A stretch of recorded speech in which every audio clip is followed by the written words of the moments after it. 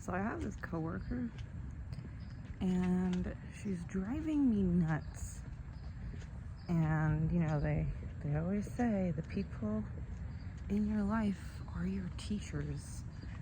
And I don't know what I'm really learning here.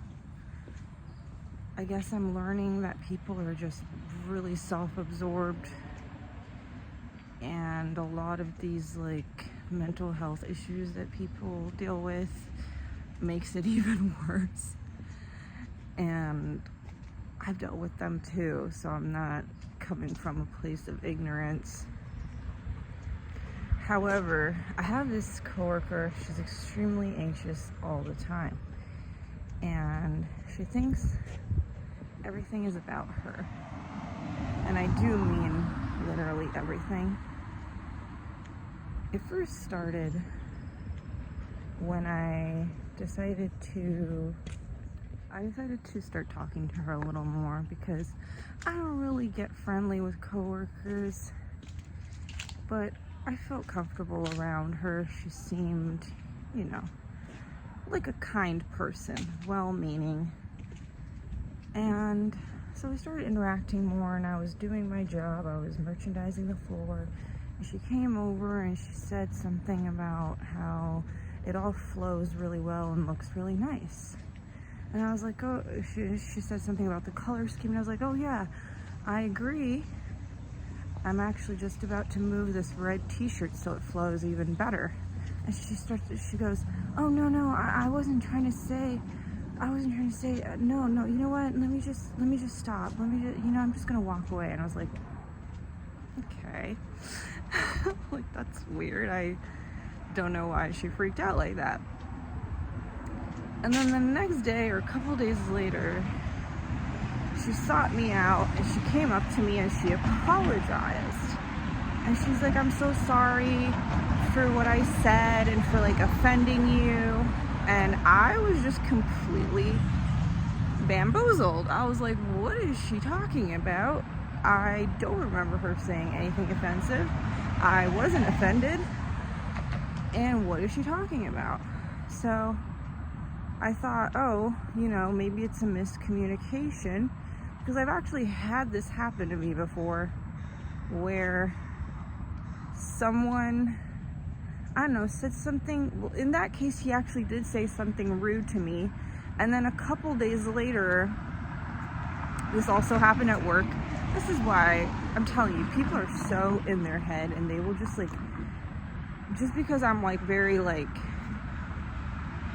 I don't know, I guess stoic, like I'm pretty, I don't know, I smile and whatever, but like I just walk around kind of oblivious a lot of the times.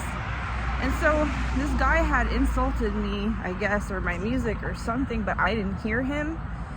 And 2 days later I came to work, and I like didn't go out of my way to say good morning to him. And then later on he like confronted me, and he was like upset. He was like shaking and red in the face. And he like confronted me, and he was like, did I do something? Like, are we good? And I was like, what are you talking about? And that's exactly how I felt this time too, except it was way less aggressive. And in that case too, I only pieced together the puzzle because there was a third party who explained that he had said something a few days earlier, like that was like kind of insulting, that I didn't even hear. And he created a story in his head about how I'm like mad at him now and I'm not saying good morning to him, when in reality we're just not close like that. And so you're not gonna get a good morning hug and like a separate good morning. You get a general good morning. Like, that's all it was. But he created this whole drama in his head. And this girl, same thing. She's apologizing. I'm confused. I tell her, listen, maybe I just like my facial expression wasn't, you know, matching the situation. I'm like, I'm sorry, that happens sometimes, where like my facial expression is like not communicating the situation correctly. So maybe that happened. And I tried to write it off as like a miscommunication. But then it continued. And now it's an ongoing thing where every time I see her, she has to make a comment about how I'm hiding from her and I'm avoiding her. And you would think it's like a joke, but she's dead serious. And I already explained to her multiple times, and now I just, this last time today, I just laughed because I don't know how to help you. This is a story you're creating in your head, and you've created the story and now it's true, because now you're super annoying to be around because you won't stop asking me if I'm mad at you when I'm not. And now the story is true. And so your anxiety, your social anxiety, or whatever you have, it's created a universe, it's created a story, and it's reflecting back at you, but it wasn't even true to begin with, but now it's become true, right? And she confronted me, hey, are you avoiding me? Did I say something?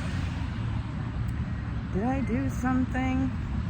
And I'm like, no, I don't know what you're talking about. And then it continued, oh, well, because I haven't seen you, and it just feels like you're avoiding me, and blah, blah, blah. And I'm like, no, I'm avoiding everyone. Like, I'm just going to the stock room and doing my job because I don't like being around people. It's overstimulating. And the fact that I've explained this multiple times now, that I get overstimulated, I don't want to be around people, so I go to the back and I do my job. And she still comes up to me and goes, oh, you're still avoiding me? Girl,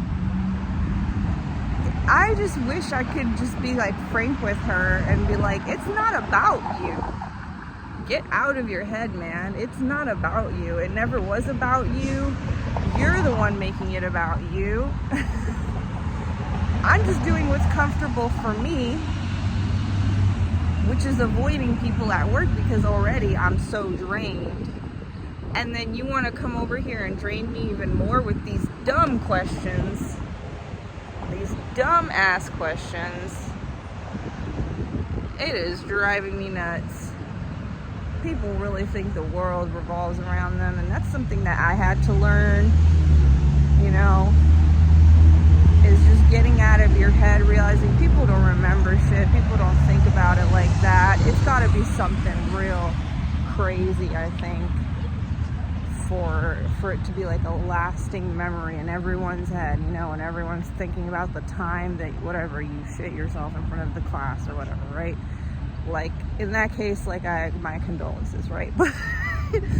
But when we're talking about just random, like, little occurrences that you think about, and you think that everyone's looking and everyone's focusing on you, I promise you, even if in the moment maybe somebody glanced, they're not thinking about you for the rest of the day. And what if they are, and who cares, like, what does it matter?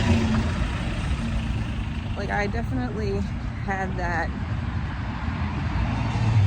going on in my early 20s where I dressed even crazier than I do now. I definitely tamed a little, and I would walk around in a crazy outfit and I'd be like, oh, people are staring at me, and I feel really uncomfortable, right? And that may be true, that people are staring at me. That might be a fact, but the meaning is completely added by me, right? Because I remember my first therapist, for the first time, she said, well, what if they're staring at you because they think your outfit is cool and they wish they could, dress like that? And I was like, huh. Didn't even cross my mind, right? Wasn't even an option for me, which is insane to think about now. So I understand the instinct to want to feel that way, but it's something that you just gotta, like, if you don't want to live the rest of your life feeling that way and creating problems for yourself, then you got to get out of your head. It's really that simple. But you already have to be open to the option that it's not about you. If you're not open to that option, then everything's about you. You know what I mean? So every time I see this girl at work now, man, I'm exhausted already just looking at her. I'm already exhausted looking at her. It's not about you. Not everything's about you. And I noticed that so much on YouTube comments too. Everything's about people. Like, this girl posted a thrifting video. Some person, some poverty mindset asshole in the comments, oh, you are taking away nice clothes. You can afford to shop at real stores, and you're taking away nice clothes from people who are actually in poverty like me. Bro, get over yourself. Why are you so, why do you, oh, look at me, I'm poor. Stop. It's not a good look. Not the being poor part, but the fact that you just want so bad to be acknowledged for this. Oh, I'm impoverished and I'm special. I'm special, so stop taking away my special clothes. Oh man. And again, I've been there, you know, not that exact situation, but I've probably felt sorry for myself for not having money. I've probably, in fact, I can remember many times walking when I first lost my cars and having to walk places and just feeling so sorry for myself, you know, and just being like, aw, people don't understand, you know, in my head, right? Not leaving it in YouTube comments, which is so bizarre to me, but whatever. But just feeling sorry for myself in my head, like, oh, I can't believe I have to walk everywhere and people just don't understand how hard life is or whatever. It's like, oh man, oh brother, you know.